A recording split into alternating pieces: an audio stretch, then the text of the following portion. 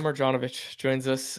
He is brought to you by Pacific Toyota Dealers, a sports media veteran of 30 plus years, a regular listener of Canucks Conversation, and a corrupt fantasy baseball commissioner who locked me out of the RotoWire account last season just because I was at the top of the standings by the end of April. It's Bob Marjanovich. The Moj joins us now. Moj, thanks for doing And you this. know what happened after I locked you out of RotoWire? You were like Tesla stock. You went boom, just done. That was the secret to your success. You were like gone. The events are unrelated, and I'm going to show you that this year. I got too busy. You know how it is in the summer. You get too busy. Harm, you believe this?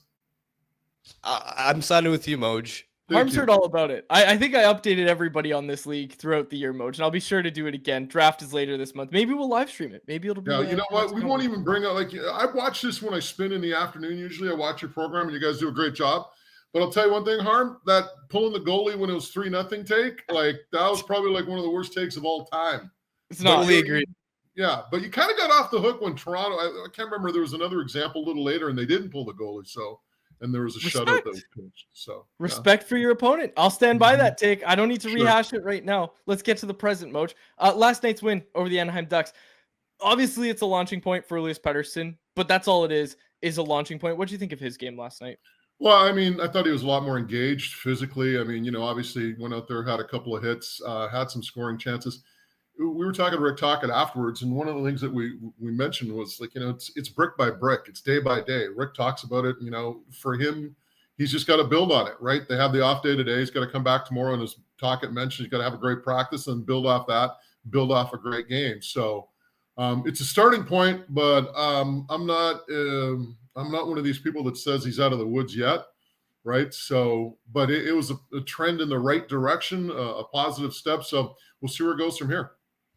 Big picture, what's your view, your theory on why Pettersson has struggled so enormously this season? And what's your level of confidence that maybe not this season, but that in relatively short order, he can get back to being the franchise player that he once was? Well, if you talk to enough people, the one thing you hear was his offseason conditioning program probably wasn't up to where it should be. That concerns me. And it goes to an old line that Brian Burke used to say. He said, if you're going to sign a guy to a long-term contract, you better be damn sure of his character and his work ethic, right? And the fact that was an issue this past summer, and, you're hearing that from all the camps, whether it's management, whether it's other sides as well, that concerns me in a sense, because it's about his passion for the game, right? I mean, you've heard Rick Tocchet even talked about his practice habits. You've heard Tocchet talk about at the start of the year, he did a hit on 650 with Halford and Bruff. And he said, Elias takes 20 or 25 one-timers after practice. Sidney Crosby takes 100.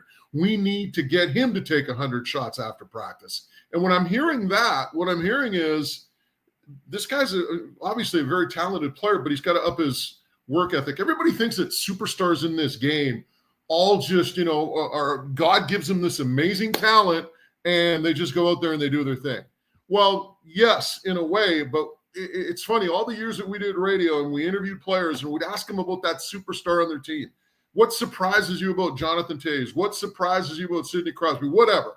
The first thing that comes out of their mouths 99 times out of 100, their work ethic. They can't believe how hard these athletes work, whether it's a Crosby, whether it's a McDavid, whether it's a McKinnon. So not only do you have to have that God-given talent, you have to have an amazing work ethic to take that God-given talent and be a superstar. And I think that's the area right now, the part of the equation that Elias Pettersson is working on.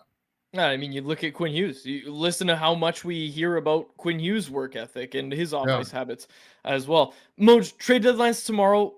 What's your read? What's your sense? What should this team do? And what do you think they will actually do? That's probably the best way to put it. What they should do and what they actually do are two different things.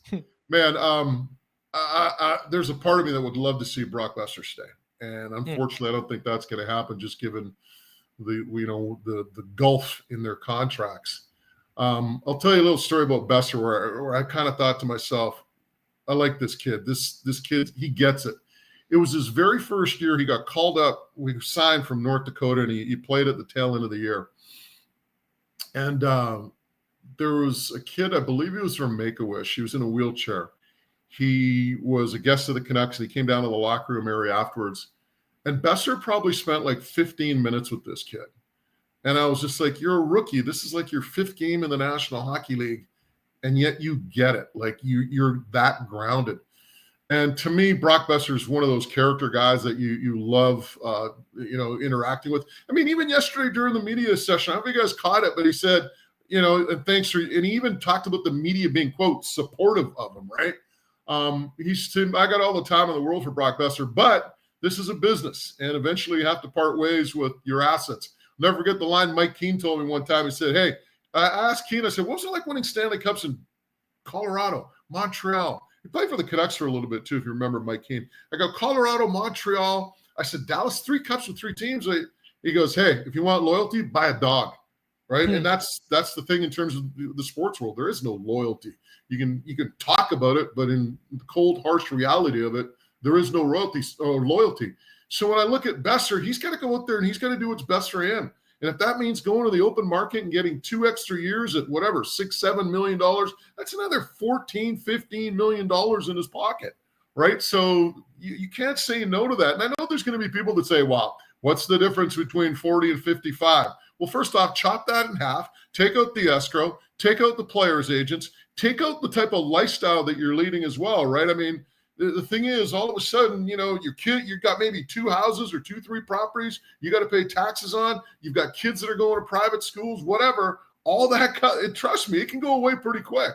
So to sneeze or to overlook, that amount of money, I don't think, is something that people should just kind of say, well, what's the difference between 43 and 55? Yeah, it's a hell of a lot of money, but when you're used to that lifestyle, it does make a difference. So for me, this is his payday. This is where he can go out and hit a home run. And if that's the case, go out there and take advantage of it, because you only play in the National Hockey League once, and this is probably your home run contract.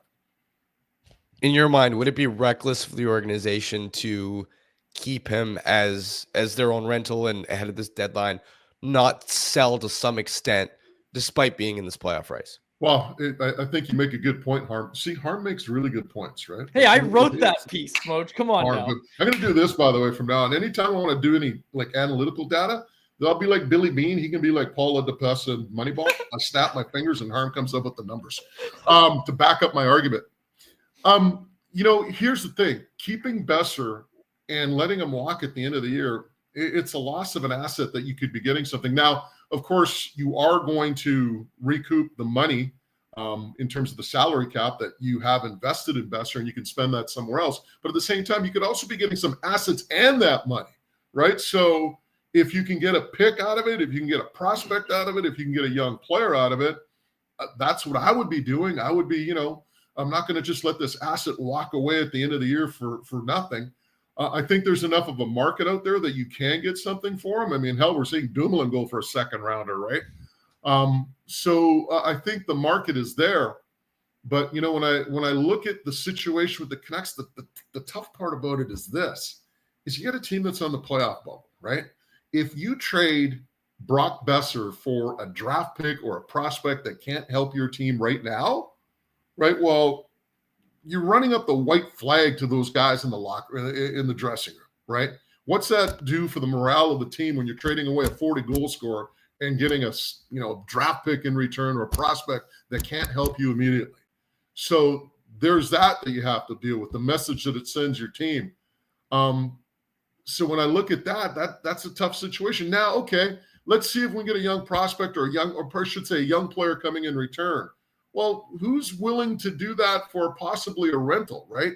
And the other thing, too, is if you get a player that, maybe get a 20-goal scorer in return, how much of an advantage is that for a team to acquire Boeser and give up a guy who's maybe scoring 15 to 20 goals? Like, you know what I mean? It's too close of a wash. You also have to look at this, the time of the trade, right? The time of the trade, we're talking 20 games left in the year. This is not like you get a guy in October or November and you have an entire season where this guy can make an impact, right? If you're trading a 40-goal scorer for a 20-goal scorer over the last 20 games, is there really that much of an impact with your team? Granted, it'll help in the playoffs, but again, I don't see a team really doing that, and that's where the Canucks are kind of caught in a pickle. That's one thing I've started to wonder is, in my mind, if they're going to do a Boeser trade, you're right. They're going to get a first, a prospect probably back, because it's a contending team that wants to trade for Brock Boeser. in my mind, part of it is like, okay, I wonder if part of the problem is that they can't find a team to immediately flip that first two, like they did with the JT Miller trade. Obviously, they Yeah. laid down the groundwork for that with the Penguins for a while. I wonder if they're struggling to find that team. Well, it's interesting when you look at the Canucks and what they've done this year, like, how they've operated is, they'll get a pick or they'll make a trade. And right now they're doing a lot of this. They're plugging all the holes, but, they take a piece here and move them. Okay, you address the defensive situation by getting Pettersson, right? Now you got that, 3-4 defenseman that you've been looking at. But guess what? Now what are you doing? I mean, with the flipping of the pick, but what are you doing now in terms of like, how do you replace JT Miller, right? I mean, and that's an impact on Boeser as well, right? I mean, Boeser's not a play driver. He's the guy who finds his space, gets the puck, and, wires it home. He's not a guy who's going to, be a driver. So, you had a guy like that in JT, and they complemented each other well. So you look at the ripple effect on Boeser as well. And Harm, I'm sure you could dig up the numbers. It's like, you tell me. I mean, there has to be an impact on Boeser's play since Miller's left. Yeah, absolutely. And I mean, I think one thing we're not talking about enough is the impact Boeser had on Miller, but also Boeser needs a good center. Boeser needs a play driving center. He's not going to do it on his own. Well, last time I checked, JT's doing okay in New York, right? Yes, he is. He is. What, 6 goals, 5 assists in 12 games last time I checked, so he's doing all right. Moj, you brought up Brian Dumoulin. Like, these prices, again, what Seattle paid. What Tampa paid, but what Seattle got is what I should have said. We're looking at this market right now, and you see a guy like Susie sitting there. You see Forbert sitting there. Add Pia Suter into that conversation as well. Like, my mind starts to wander, and I start to get very excited about what the Canucks might be able to get back in a trade for these guys. Well, again, and what we've seen with this team, and they try to move forward, and they're trying to contend in the playoffs.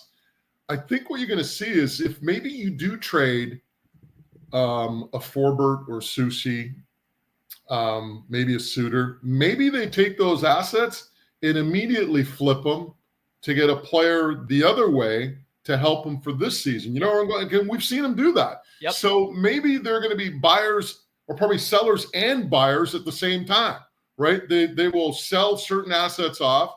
As you mentioned, the Susie, they maybe get a draft pick in return.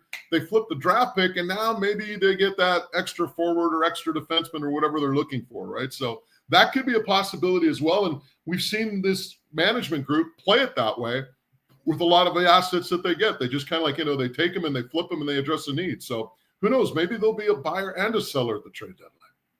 We'll see. And you'd like to see it with someone with term, right? Like similar to, even if it's a guy who's a rental, they signed Marcus Pettersson, they signed Drew O'Connor. You're hoping it's the other thing I wanted to mention too about Boeser. Somebody brought this up to me the other day, and I made a great point. Here's a guy who's been a Canuck, loves it here. Been a key component of this team. I wonder how Boeser feels. Well, I know how he feels. I mean, you don't have to be a rocket scientist, but they bring in Pettersson and O'Connor.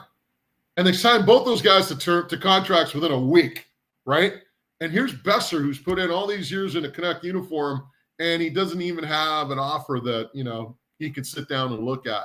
There's a part of me, and again, we talk about that loyalty factor. Yep. There's a part of me there that just, if I'm Brock Boeser, I'm just like, really? This is what's happening? But like I said, it's a business. It's interesting. It didn't get a lot of play in the market. But recently, Bo Horvat made some comments about how he felt disrespected a little bit and how the rug was kind of pulled out from under him a little bit when it came to the whole Horvat or Miller thing from this management regime. It didn't get talked about a lot, and Bo waited a couple of years before he talked about it. But I wonder if it goes that way where Boeser ends up somewhere else, if we do hear Boeser kind of come out and give not his side of it, but just the way he feels about it. Well, if he does get traded, he will be disappointed. Make no mistake about it. Like I said, he loves it here. He wants to be part of this organization. Just the support that he's got from the fans with all the adversity that he went through. Yep. Of course, with his personal situation and his dad.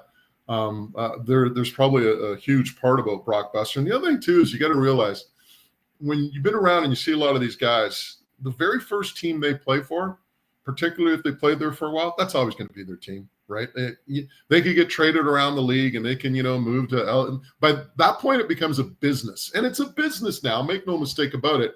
But there's still kind of that romanticism about, well, I'm a Canuck and I'll always be a Canuck. But, you see so many of these guys that break into the league with a team and they'll move around to other teams and all that. But that very first team, it's like, that was your first, and you're always going to have an affinity for that organization. And I think Brock Boeser clearly will fall into that group no matter where he goes. Moj, thanks so much for doing this. Can't thank you enough. Why are you so quiet? You let Quadrelli run the whole show. Seriously. I want to hear more harm. He's the intelligent one. I appreciate that, but I'm also fighting a sickness, so I'm trying to save my voice here. I'm a good teammate, Moj. I'm a good teammate. You're ragging the puck for him? Is that what you're doing? That's right. Okay, fellas, keep up the great work. Like I said, I watch all the time in the afternoon doing some spins, and I love hearing your guys' takes. You're doing an awesome job. Cheers. Thanks so much, Moj. Thanks, Moj. This was awesome.